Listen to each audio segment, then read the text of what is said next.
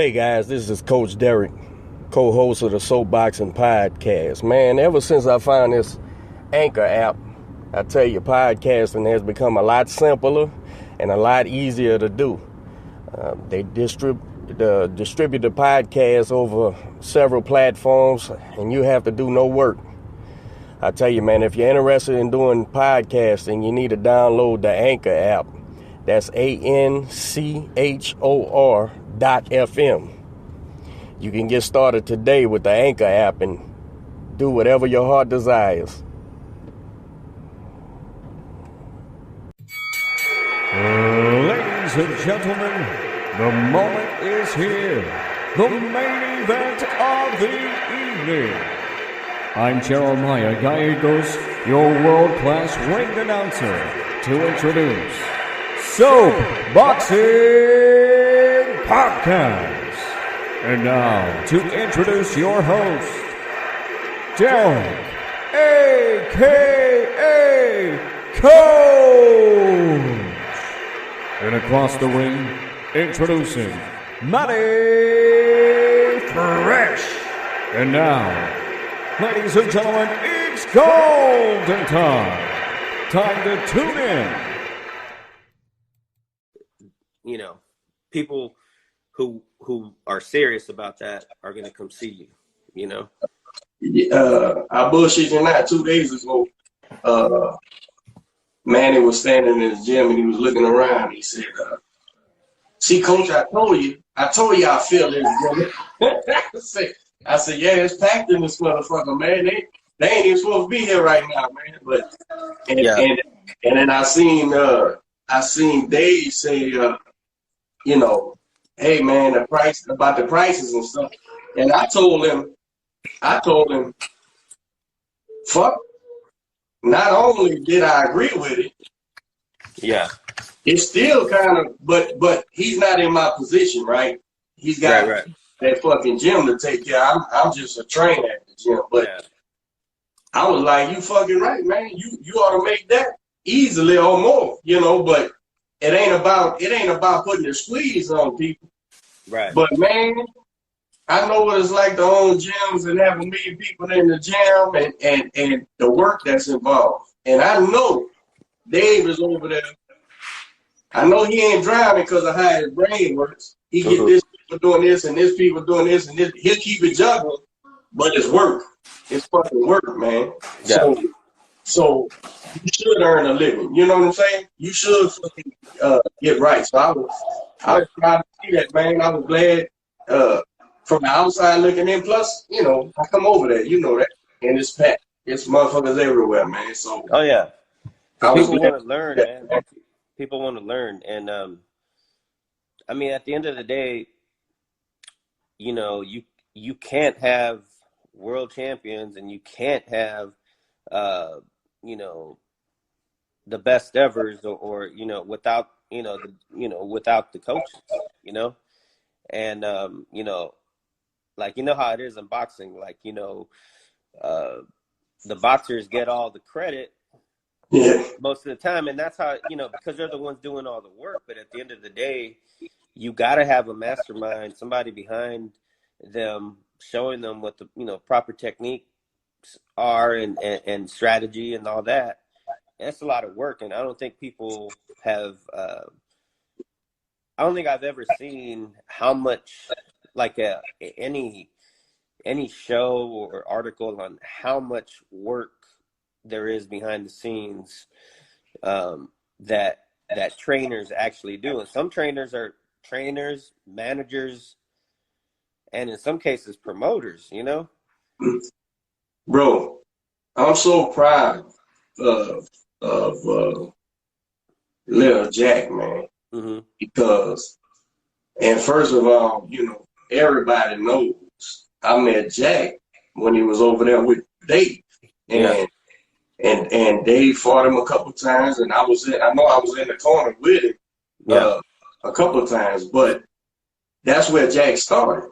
And you know, whatever happened. He didn't keep boxing, but when I got back in the gym several years ago, he wanted to box, and he came over.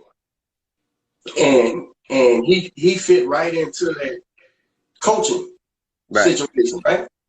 And he was like, Coach, he's like, man, I really want to train people if you'll take me on, you know. And I said, he's such a good, you know the kid. He's such a good fucking hard worker and listens. Mm-hmm. I said, man, this ain't gonna be shit. Cause I feel like I could train a trainer too. You know, maybe that's my arrogance. I feel like trainer, come on. And shit. And going on, it's like a couple years now. He been my introduction coach for the kids, for the adults. And now, maybe 3 or 4 years in, he's developing fighters. Yeah. I'm sitting there going, man, look at this shit. Cause I'm watching the whole thing and we go over it, you know. I'm not hands off. I go over there and look and help if I see something or give some advice. But watching him develop fighters thoroughly. You understand? Yeah. Thoroughly. Like I'm watching him put them on the stick. I'm watching him show them their feet. I'm watching him put the balance and it's like a little me doing the shit right now. Man, that makes me as proud as when we gonna win a fight. You know what I'm saying? I'm like, look at this shit. And then cook. And then he'll tell one of them boys, go ask coach what this, that, and the third, you know. And they'll ask me, he said, man, that's what Coach Jack said. I said, listen to that motherfucker, man. Y'all looking good, bro. Yeah. And I really think if we get some if the Golden Gloves go through in January, say, man, he got some newcomers, bro. He got about 5 or 6 fighters, man. That should be silent. And yeah, I'm with you, man. And Manny, I got this girl, Serg. I got this new girl. Mm-hmm. And I told you I done changed my mind about the age thing. I used to be old school like that too. Like, man, I used to be fucking 7 and shit. And fucking Quentin taught me better than that. You know what I'm saying? Like, nah, motherfucker, if I'm an adult and I'm serious, I already know what I want to do. Right. I ain't losing to the streets or to abroad or whatever. So this little girl, man, she's 18, bro. She came to the gym with her mom, and her father's passed away, but he was a big boxing fan and shit, and she wanted to box. So I'm like, that sounds good. You know, everybody wants to box. They get hit in the fucking mouth. So I'm sitting there and I'm watching her work and I mean, we're at the very beginning stages, but it's piqued my interest. So I get up there and have a thing. And so Man is basically putting her foundation, same way I got Jack doing it. Yeah. And I come in there and step. So look, the other day, we got a little squad of many coaches. Watch this. He comes up to me and say, you know why I'm doing this, coach?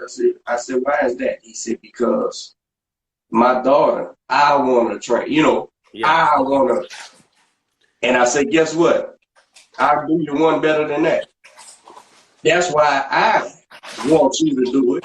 Because when you do it, and your little girl, she becomes a competitive boxer, amateur, whatever. I said, at the end of the day, you're going to have to tell her, Coach Collinsworth taught me this, and I'm thinking, guess what? When I die, I'm still here. I say, so I'm all the way on board with y'all. I'm not trying to be the boss. I'm sitting there going, fucking right. I'm looking at it. I'm going, that's 100% what you're doing right there. And I go over there and make sure, you know, because I don't want to be like I'm not involved because I'm going over there, you know. But man, Jack is turning to a hell of a trainer. Man is doing his paces, as you know. He competed in the Masters. I mean, man is my age, so yeah, he ain't trying to fight, but he'll box a man with your box. But watching him teach people, bro, I sit there, man, and I feel like this is gonna hang it to me at the, you know, that's the only selfish part I got. I'm like, yeah, when I die, I'm still here. I'm gonna still be here with these motherfuckers because they're gonna say, man, you know, and all the fighters, bro, be it Rob, Jack, you know, I got a team too. I'll catch their ass and they'll say, man, remember that, because they'll laugh. You know how I talk funny and Yeah, shit. yeah. And they'll be like, Coach said this and this and then remember that shit. And I'm laughing because I get a kick out of it because y'all don't know how important that is to me. It's important that you remember this crazy shit I'm telling you because I want you to tell the next motherfucker or your son or whoever, you know. My uncle, sir, my uncle made 73 this year, right? 73. Right, the pro and the one taught us boxing. Yeah. And there's nobody in my family, bro, building fighters. Nobody. It's just me. And so it's like I'm getting to the point, I'm in the mid-40s now, although there's young, and although I haven't accomplished shit yet in my mind, I got to accomplish some shit. I got to make sure these motherfuckers teach this shit. You know what I'm saying? I mean, you're there, man. I mean, you got Quentin, and I mean, I think it's just a matter of time, you know, before people start to, you know, see him, you know, as a household name. I think you're on your way. I think it's great that you're building a team around you. You know, and the examples you gave on Manny, you know, he's doing these competitions, right? Like, but at the same time, you know, when you take some time and you're able to, like, okay, you're competing and you're able to also teach, it is also helping at the same time. It's helping your technique. It's helping you really understand what you're doing. It's making you a master technician without even knowing it, you know? Right. When you're able to teach and apply at the same time, you're able to create, you know? And so like what you're doing is good because I think you're setting the stage for this pro game, you know, because you're going to need a team, you know, and Jack the Ripper sounds like he's going to be your dude right there. I got him, bro. You know, he's with me, man. And Manny right there with you guys. I mean, you guys have a solid foundation. Now you just got to, you know, keep on building it. And I know you got a fighter coming up pretty soon, right? What's the guy's name? The 40 pounder. Is it 30 pounder? Oh, Danger. You talking about Danger? Yeah. That boy's bad, man. That boy's gonna be bad, bro. I loved watching him fight. That I told you I liked watching Danger fight because he's like one of those guys that looks like everything you tell him to do, he's gonna go out and do it. You know, even if it's not like 100%, he's gonna. Don't gotta convince him of a fucking thing. Guess what I'm doing with him this week? Started this week. Yeah. I got him walking guys down now, right? Working his X-Factor. Right. And he's like, oh, coach, you know, and he'll watch fighters and he'll send me clips. Yeah. Like, oh, man, I get it. I'm like, yeah. I said, look, I made a post. I said, the minute a fighter thinks, I wasn't talking about Danger, but I was just in general. The minute a fighter thinks, I got it, coach got me ready. I could beat the world. Right. And I say, but wait, there's more. Like the Kaboom guy. Wait, we ain't even did shit yet. And I said, and he was like, man, coach, I didn't know I could walk a guy. And I said, son, it's all technique, man. Yeah. You got to know how you've got to do it. See, the way he does it doesn't fucking matter. You've got to be able to defend yourself, stay out of harm's way in the inside. Because there's ways to. And his mind was blown this week. He had another epiphany. And in shape, that kid could be an amateur, you know, 132 pounds. Yeah. But if he was a professional, had the experience, man, he could be a featherweight easy. Just a big one, you know. But yeah, man, he's probably my favorite fighter. I always tell him, I said, yeah, bro. I said, you gonna be the next one. I already know, and I ain't gassing him up. I'm just telling him it's because of your work ethic, man. Yeah. And I don't have to look for the miles or the sprints. The videos come through my phone. Right? Boom. And you know, and he's very proactive, sir. Yeah. Like when Quentin was in Colorado, that fucker will jump on a plane and fly out there and do a week in Colorado on an invite, right? Right. If I got Quentin sparring at Maine with Kay during the day, Hey, coach, can I go over there? Sure, because you know K knows to look out for him. You won't let him in the ring with nobody. He ain't supposed to be in there. He knows how green he is. Right. So